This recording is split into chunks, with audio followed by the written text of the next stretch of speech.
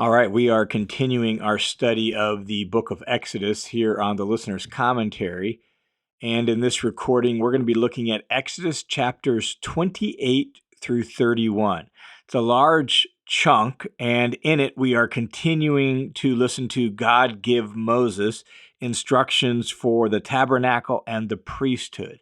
So let's just set the context so we remember where we're at in the story, and then we'll hit a few details out of this section.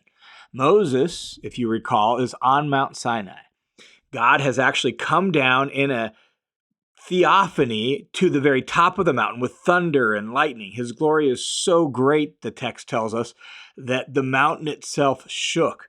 And the people at the base of the mountain stood by in fear, trembling, and they watched as Moses ascended the mountain right into the cloud of God's glory. Exodus chapter 24, verse 17 and 18 describes it like this. And to the eyes of the sons of Israel, the appearance of the glory of the Lord was like a consuming fire on the mountaintop.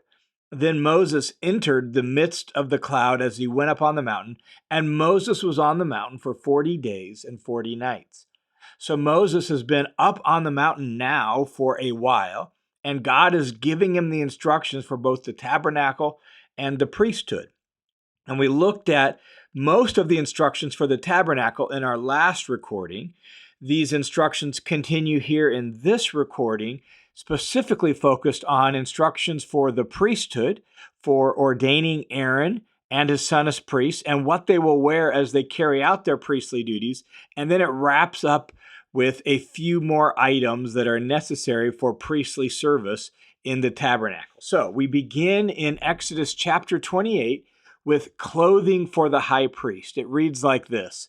Then bring forward to yourself your brother Aaron. Remember, God is speaking to Moses, giving him instructions that will eventually be carried out at a later date. And so God tells Moses to bring his brother Aaron and Aaron's sons with him from among the sons of Israel to serve as priests to me. Aaron, Nadab, Abihu, Eleazar, and Ithamar, Aaron's sons, and you shall make holy garments for Aaron, your brother, for glory and for beauty. Now, before we go any further, this whole little section and everything in what we're going to read here, as well as clear into Leviticus, is going to deal with things related to clean and unclean and holy and common. And we need to make sure we have those states of being, those categories clearly in our mind so that we understand what we're being talked about. So what we should really think about is like there's a spectrum of states that both people and items can be in. So at one end, say far left, you have unclean. You could be in a state, a ritual state of being unclean. Then there is the ritual state of clean. And then further down the spectrum, you have the ritual state of holy, and all the way down to most holy. That's sort of the spectrum on which both people and items can be. And so as we consecrate people to the priesthood, well, they move out of the category of just common, either clean or unclean, and into the category of holy.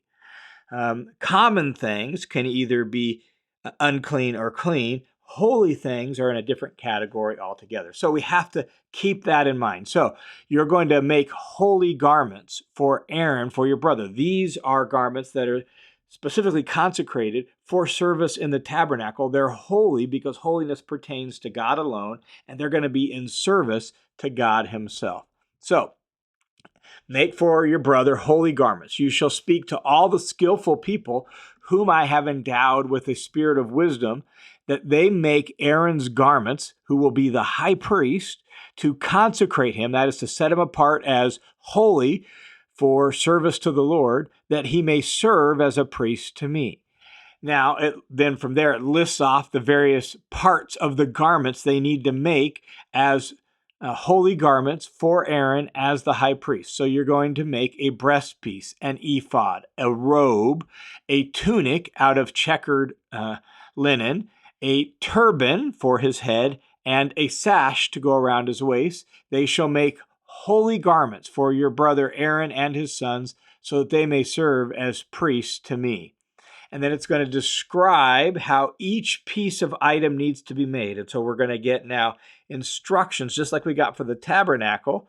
We're now get instructions for the priestly garments. And so he starts with the ephod and the breastpiece. And the reason for that is because those two go together. The breastpiece is attached to the ephod, and the ephod is basically like an apron that's going to go over his robe, over his tunic. So you will make an ephod of gold and violet and purple and scarlet material. So it's going to be woven with all those different colored of linen fabrics, and it's going to be the work, he says, of a skilled embroiderer. And on the shoulder straps of this apron or this ephod, on the very top on the shoulder straps is going to be a stone for each shoulder. And on each stone, you'll have 6 names of the tribes of Israel engraved. So 6 on one shoulder, 6 on the other. And when he gives the instructions, God said, "And Aaron shall carry the names before the Lord of the sons of Israel on his 2 shoulders as a memorial." So the reason you have these stones with the names engraved is because as Aaron, as high priest, goes about his work, well, he is representing the people before God, and he's representing God to the people. So he carries their names on his shoulders. Then he goes on to describe the breastpiece in verses 15 and following. He's described here as a breastpiece of judgment. It's going to be the work of a skilled embroiderer, and it's going to have 12 stones on it, and each stone will have one name of the tribes of Israel engraved on it. And so it's going to be very beautiful with all these precious stones, all these different colors with different names of the 12 tribes on it. And then it says in verse 21, "The stone shall be engraved according to the names of the sons of Israel, 12 according to their names. They shall be like the engravings of a signet ring, each according to the names of the 12 tribes." And then he describes how the breast piece is going to attach to the apron, the ephod, and how you're going to create little clasps for all that, and you're going to attach that to it so that it'll be right over Aaron's heart. And then it says this in verse 29, "So Aaron shall carry the names of the sons of Israel in the breastpiece of judgment over his heart when he enters into the holy place as a memorial before the Lord continually." So as he goes about his work in his high priestly garb, he will have on his shoulders and over his heart all the names of the sons of Israel. Why? Because he is their representative before God, and he's carrying them into the very presence of God. He adds one other little detail God does about this breastpiece.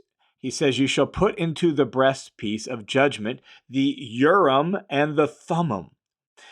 These were apparently 2 stones that were like inside the breastpiece. So like there's little pockets on the breastpiece, and you'll put these 2 specially named stones in there. They shall be over Aaron's heart when he goes before the Lord, and Aaron shall carry the judgment of the sons of Israel over his heart before the Lord continually. So they're going to be like stones. When it says judgment, don't think criminal judgment. These are like discernment stones, discerning what's best, what's right, what's wrong, helping sort some of those things out. And these stones somehow are going to be used in that task. And it's never very clear in the Old Testament exactly how they functioned and how they worked, but that's their purpose. And so this breastpiece has those in them as well. So you're going to make this ephod, you're going to make this breastpiece. Then he moves on to the turban that will be worn on Aaron's head. It is going to be made out of fine linen and be set on his head, and then there'll be a gold plate on the front of that turban. So verse 36 says, "You shall make a plate of pure gold and engrave on it like the engravings of a signet, holy to the Lord." And so the high priest will have this turban on his head, and it'll have this little banner in gold engraved on it, "Holy to the Lord," set apart for the Lord, consecrated for his service and his purposes, holy to the Lord, and it'll have a violet cord that'll attach it to the turban. And then underneath the ephod or the apron, he will have a checkered linen tunic. That will be the main robe for his service, and he'll have a sash wrapped around his waist like a belt on his tunic. And so that's the high priest's clothing described here for Aaron and his sons. I will put a picture of that online so you can get some idea of what this might have looked like.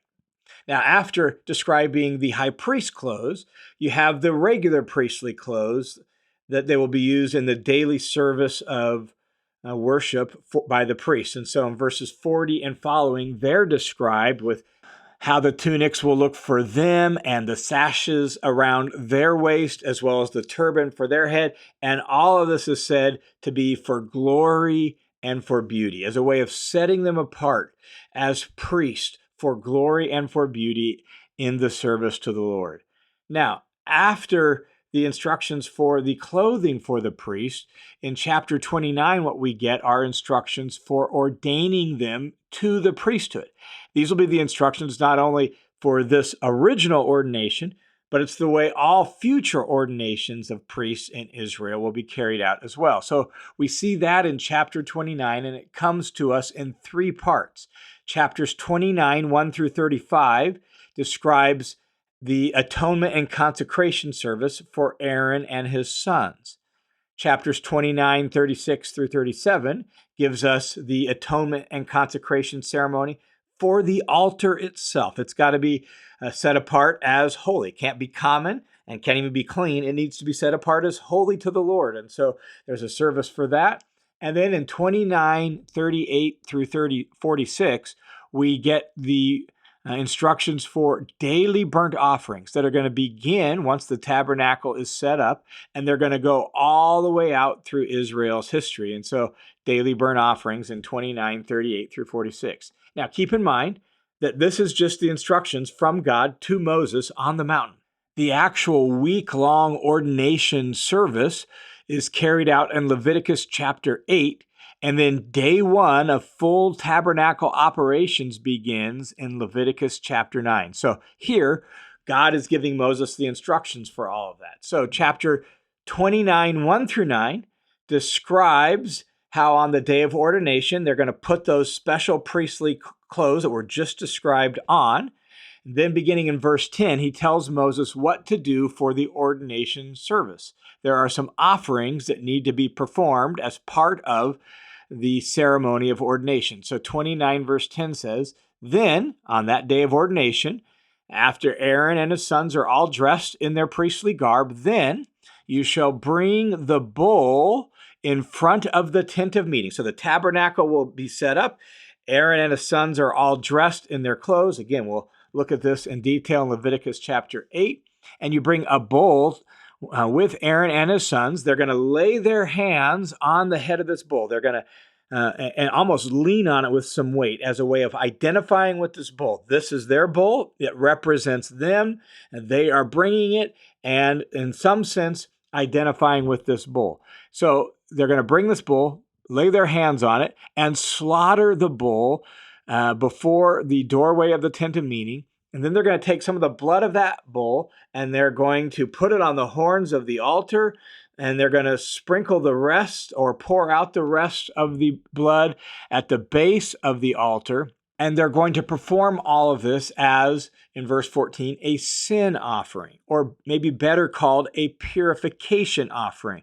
We'll talk more about that when we go through Leviticus, but it's traditionally been translated a sin offering, but it's also used in moments of ritual, major ritual impurity, and so where there's no sin involved for atonement. So it's like a purification offering. It cleanses things. And so we'll learn more about that in Leviticus chapter 4. Then there are 2 rams that are also brought for offerings. And so verse 15, you're going to take one of those rams, and Aaron and his sons, once again, will lay their hands on it to identify with this ram, and then you're going to slaughter that ram, and you're going to offer it on the altar as a whole burnt offering to the Lord. It's a pleasing aroma, an offering by fire to the Lord. So this is a whole burnt offering. We'll learn more about those in Leviticus chapter 1, but burnt offerings are the most fundamental of all offerings.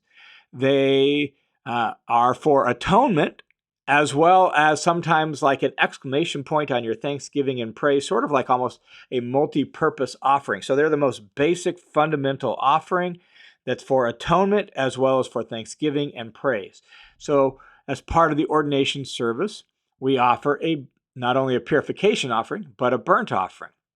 Then there's the other ram, ram number 2, and they're supposed to take that ram and they're going to lay their hands on it again. You're going to slaughter that ram, and then you're going to take some of its blood and you're going to daub it on the lobe of Aaron's right ear, and on the lobes of his son's right ears, and on the thumbs of their right hands, and on the big toes of their right feet, and then you're going to sprinkle the rest of the blood around the altar. That's sort of a wild little ceremony that probably seems kind of crazy to us. The point seems to be we're taking some of this offering as we're consecrating Aaron and moving him into the category of not just common, but into the category of holy. He is the high priest and he is holy to the Lord. Well, now he is consecrated from head to toe, literally, with a little bit of blood of this ordination offering on his right earlobe, right thumb, right toe. So from ear to hands to feet, head to toe, he is set apart as holy to the Lord. Then, after doing that with some of the blood of this other ram, they take the rest of the ram and they go through the process of offering it as a peace offering of ordination. And so they take part of the ram and they burn it on the altar. They take another part, they wave it before the Lord, and they do all of this as a peace or fellowship offering to the Lord. And then they're going to actually take some of the parts of that ram and boil it, cook it, and eat it. It says in verse 33 that they shall eat those things by which atonement was made at their ordination and consecration. And this is going to go on for 7 days. For 7 days, you're going to offer these sorts of offerings, and you're going to go through this process as part of the ordination ceremony. And so you shall do for Aaron and for his sons, according to all that I've commanded you, you shall ordain them for 7 days. And then after that, God gives Moses instructions for how to consecrate the altar itself, where all these sacrifices are going to be made. It has to be set apart as holy as well. And so verse 36 says, each day of the 7 days, you're going to offer a bull as a sin offering or a purification offering for atonement. And you shall purify the altar when you make atonement for it. And so not only do we need to offer purification offerings and burnt offerings for atonement for Aaron and his sons, we're also going to offer purification offerings for the altar so that we can move it from the category or the state of common into the state of holy, set apart and belonging to the Lord, cleansed and consecrated and ready for holy service. For 7 days you shall make atonement for the altar and consecrate it. Then the altar shall be most holy, and whatever touches the altar shall also be holy. And then God gives Moses instructions for the daily burnt offerings that the priests themselves are going to offer every day, every morning and evening on this now sanctified holy altar. And so in verses 38 and following, it talks about how you're going to have a lamb every morning and every evening that shall be a burnt offering to the Lord throughout your generations. And so every morning there's a lamb offered as a burnt offering of both atonement and praise. Every evening there's a burnt offering of a lamb that's offered as atonement and praise to the Lord.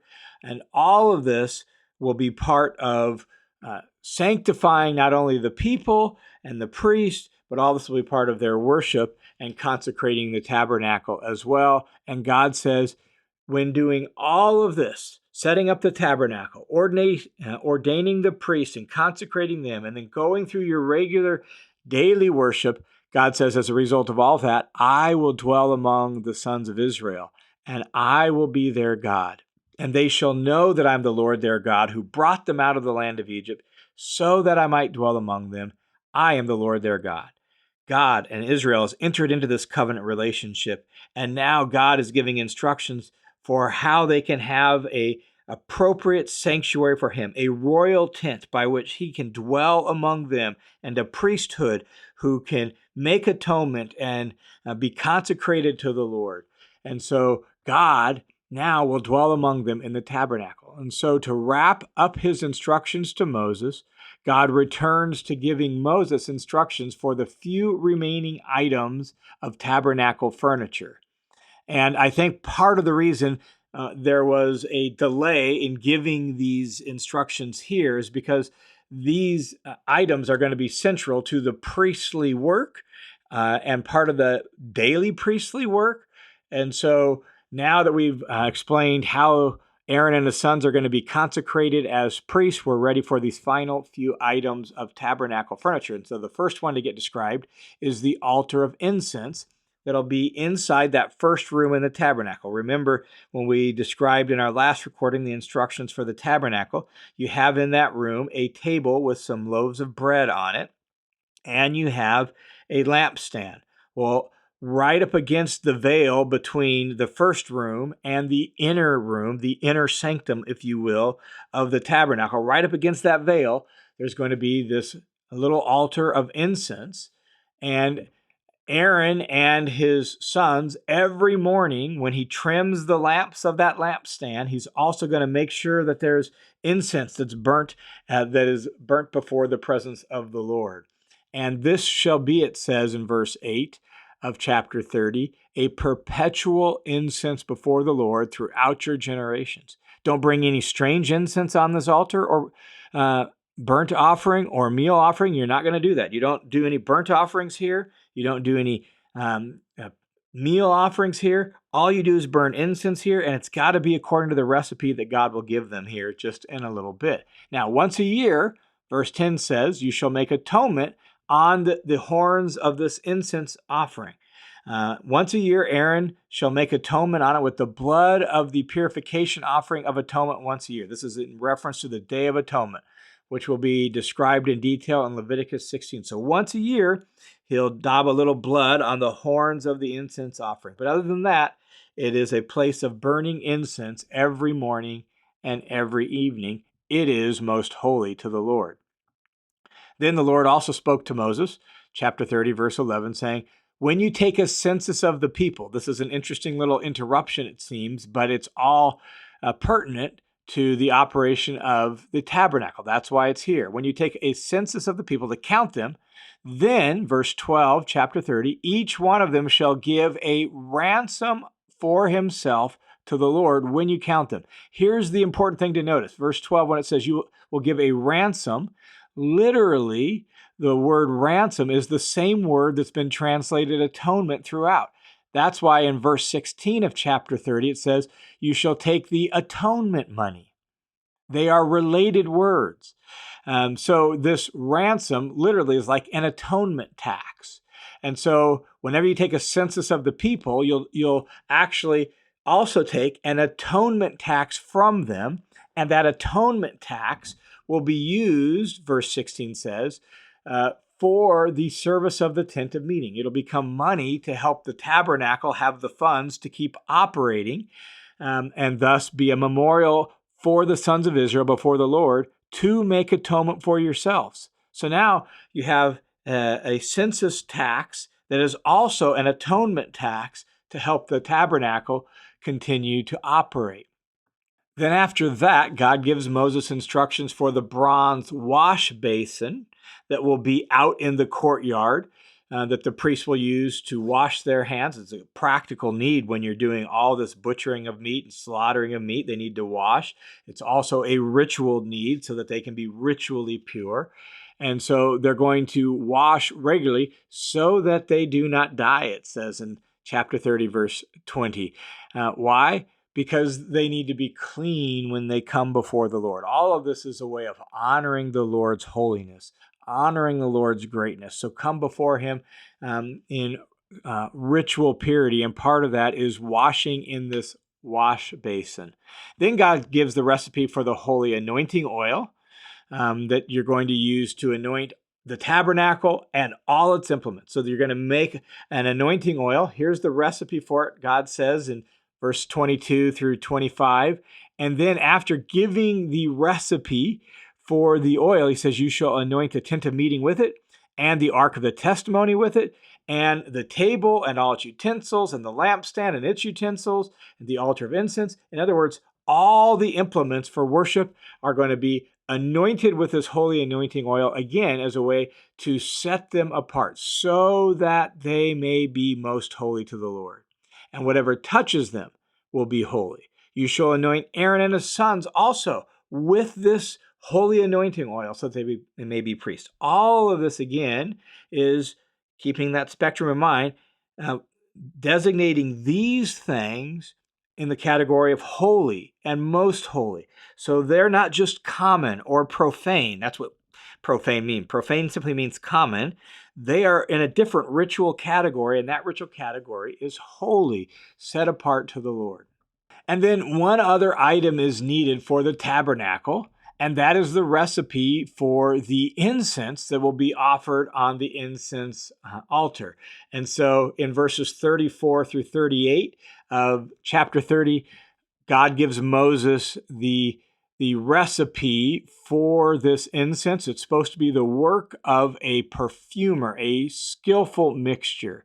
And you're not going to make any other incense at any other point in time for any other use in Israel according to this recipe. This is a holy recipe, and so it's to be holy for you, for the Lord. So if anyone makes any other incense just like it to use this perfume, he's going to be cut off from his people. This is special holy incense only for the incense altar in the tabernacle.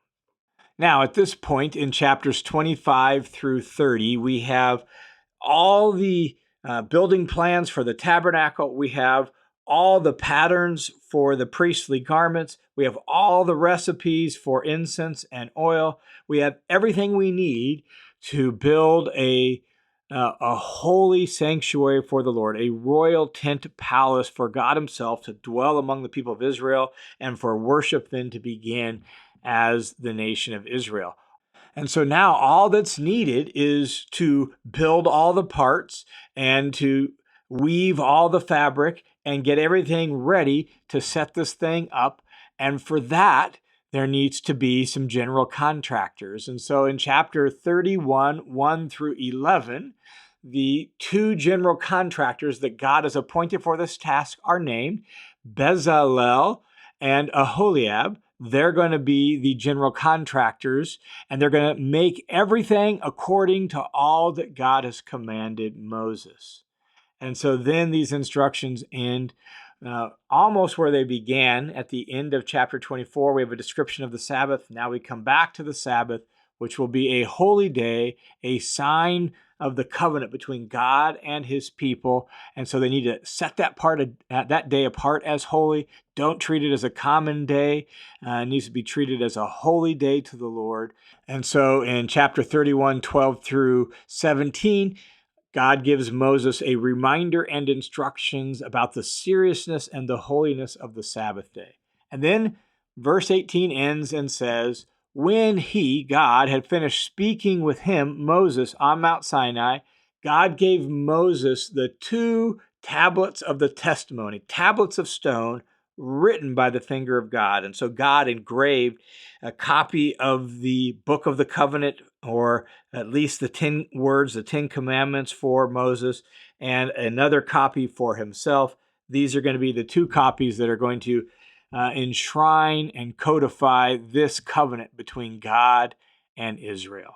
All right, now I assume, even though we went through all the instructions for the tabernacle and the priesthood fairly quickly and just hit some of the highlights, I assumed that by the way we worked through this material, you could hear a key theological idea, really a collection of ideas, and that is atonement, purification, consecration.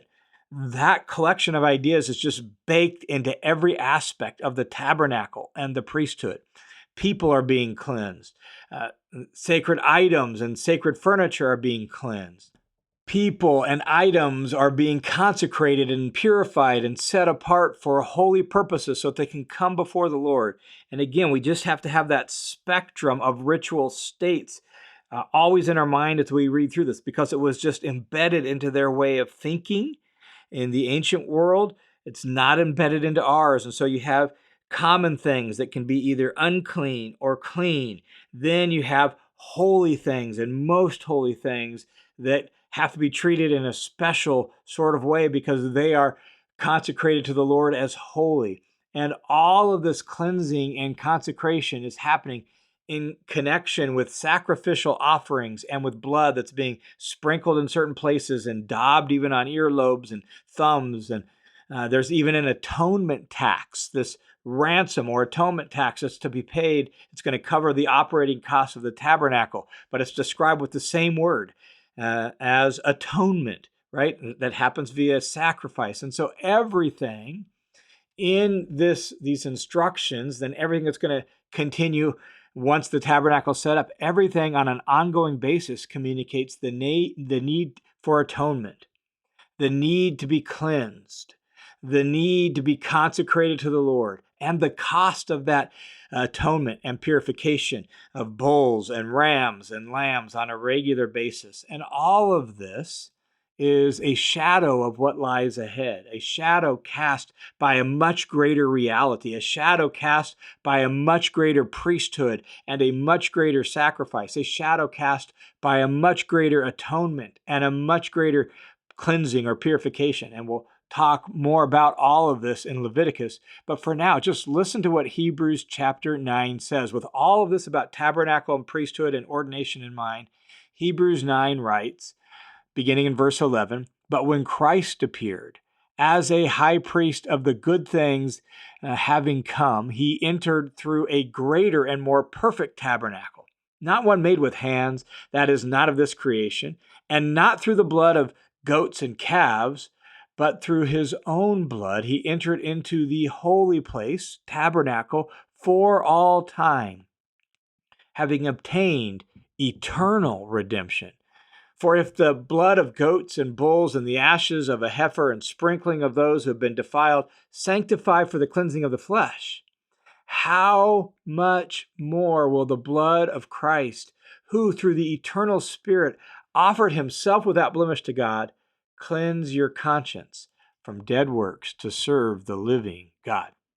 And so tabernacle service and ordination of priests all pointed ahead towards this much greater reality that was to come when Christ himself came.